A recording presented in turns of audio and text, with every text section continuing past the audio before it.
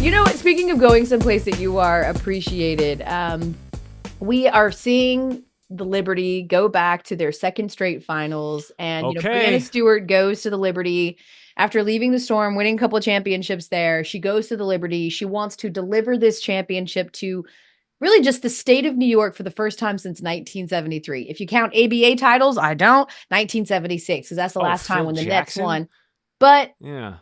Last year they're undone by the Aces, who win without two starters in game 4 on the court of the Liberty, celebrated on their logo. Yeah. The Liberty had been saying, like, this has motivated us. These were dark times. We were pissed. We were upset. And we were seeking revenge. And I thought, you talk about bars yesterday on WNBA Countdown. I thought Andrea Carter had a couple of really great bars, because after winning the first 2 games of the series, it shifts past to the Aces, and the Aces looked fantastic in game 3. I mean, they dominated that game, particularly in the third quarter, and they had to with their backs against the wall. But it was the first complete game we had seen from the Aces, really all postseason, truly.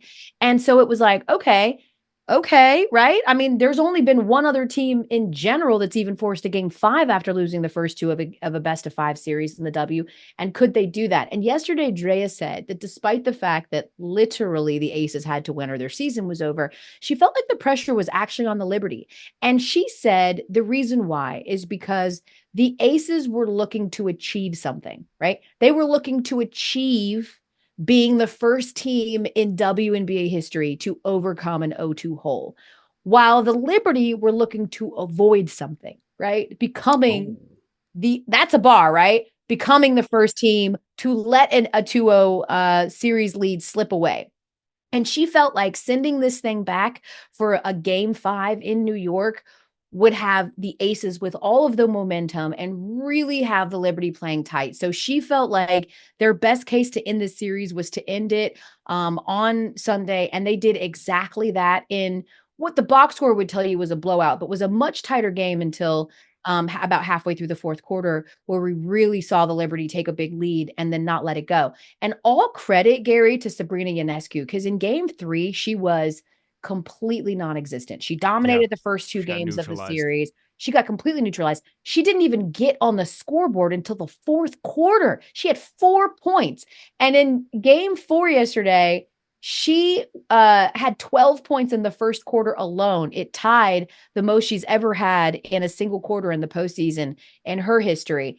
And they just kept getting big contributions from Leonie Feebush, from Courtney Vandersloot. Stewie was humming. I mean, they just looked like the team that we all thought couldn't be beat unless they beat themselves.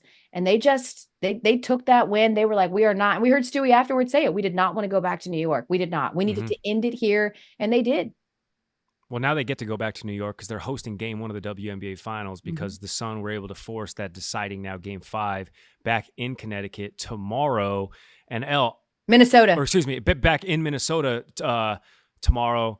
And I'm going with the veteran experience. I think we're going to see a Sun Liberty WNBA final. By the way, tell Drea hello, and that I also procure bars, just as a favor. Do me a favor, don't ask why. I'm worried though, Elle, that the Liberty are so hot right now, and they are clicking, and having a couple day layoff ahead of game 1 might not be the big issue, but there's a Thursday to Sunday layoff between games 1 and 2. And we know it in sport. It's basketball, WNBA, NBA, these long series where like momentum actually can be a factor when your team is humming along. Like we've seen this happen before.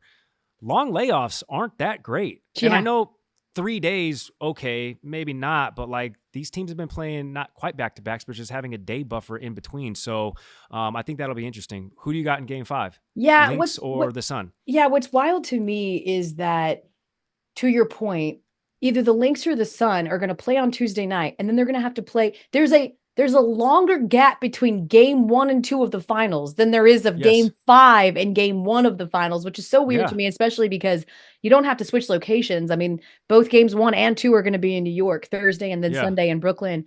This is a tough one. So I actually picked the Sun to make this go 5. I thought the Sun were going to win game 3, and they didn't. For the Sun, it's always about offense, man. It comes down to offense, and they found it Game 3 was marked by one of the worst 3-point shooting performances that we've ever seen. And conversely, Connecticut being the number one defense and allowing the Lynx to shoot over 57% from the field. That was also one of the worst performances we'd seen from a number one defense in terms of what they allowed their opponents to score. But they were able to get it done with big shot Bonner, great shots, depth. Bree Jones was going. Nafisa Collier has been dynamic since the first two games of this series. She's really been unlocked in games 3 and game 4. I don't know. This is tough. I mean, it's going back to Minnesota. I think Minnesota still has the benefit of incredible amount of depth. They share the ball well. And I thought that Dre and Shanae put it really well. They're not a team of role players, but they all star at their roles. Like they are star players who are star players at their specific roles, and they know exactly what to do.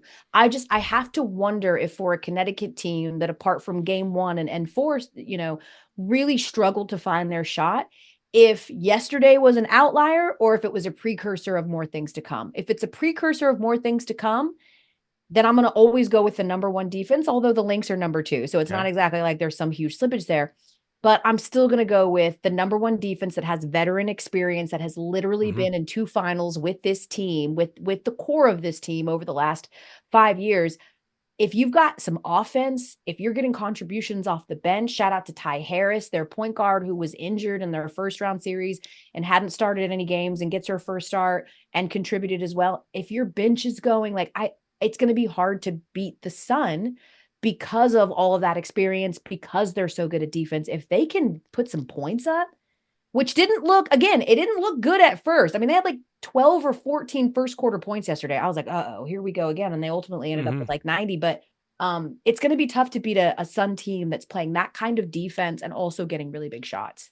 I'm with that. 2 more points and I'm done. First of all, I feel like my back's against the wall with your other show's partner, okay, in Chanae and Drea going bar for bar. I feel like this is a 2v1. I feel like I have to release a diss track to the big 3. So look out for that come Sunday. And then in that game 5, it's just 1v1. I know they play 5v5, but this game comes down to Nafisa Collier, 1v1, Alyssa Thomas. Yeah. Alyssa Thomas, they split the first 2 games. Alyssa Thomas, I would argue, got the better of her. And then Fee dominating game 3. Alyssa Thomas dominating game 4, double-double, 18 points, double-digit rebounds. Game 5 is Alyssa Thomas versus Nafisa. Who's going to win that battle is who wins the game. Yeah. Yeah. No, I'm with you. That's a bar. That's a bar. Drop it. I definitely think that yes, while the 2 main marquee names are going to feature prominently in this one, and Alyssa Thomas, the triple-double queen, or at least one that almost averages that for the postseason, just a couple rebounds shy from averaging a triple-double, which is wild. I think it's going to come down to everybody else, what you're going to get. Can you get some of those buckets from Bridget Carlton? Will they be able to shoot threes? Because that's the great separator for the Lynx. They're the best 3-point shooting team in the W, and they have been all season long. And if the Sun aren't making their shots and the Lynx are, it's going to be a lead that's insurmountable and they can't overcome. So I do think it's going to come down to the rest of the team and not just those 2 main figureheads. But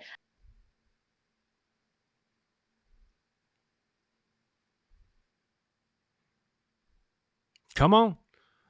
And you and the big 3 will be in New York at Barclays for game dose of the WNBA Finals. Elle, I got to split. I got to go put my bike helmet on and go door to door real quick. So I'll see you.